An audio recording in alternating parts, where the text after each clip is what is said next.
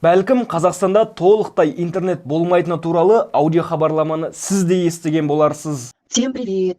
Только что в магазин принесли уведомление бумага. То ли с Акимата, не знаю, откуда какая-то женщина принесла, короче. Ақпарат қаншалықты рас? Расымен интернет болмаса күніміз не болмақ? Бірге тексерейік.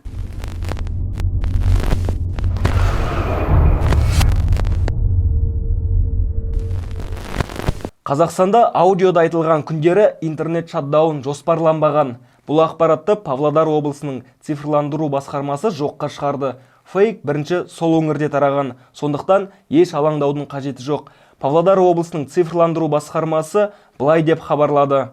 Мұндай ақпарат шындыққа жанаспайды. Павлодар облыстық цифрлық технологиялар басқармасының хабарлауынша 2023 жылдың 23 сәуірдегі жағдай бойынша барлық байланыс операторларының ақпараттық телекоммуникациялық құрылымы қалыпты тәртіппен жұмыс істеп жатыр.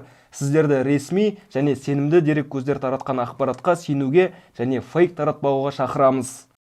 Кейінірек цифрлық даму министрлігі бұл ақпараттың фейк екенін медиаға растады. Осы тұста фейк қайдан тарауы мүмкін деген сұрақ туындауы мүмкін. Биыл 2 және 9 мамыр аралығында егов порталы арқылы жылжымайтын мүлікті рәсімдеуге әрі техникалық тексеруге құжаттарды онлайн қабылдау тоқтатылады. Одан бөлек көрсетілген кезеңде азаматтар тұрғын үй бағдарламаларына байланысты қызметтерді пайдалана алмайды.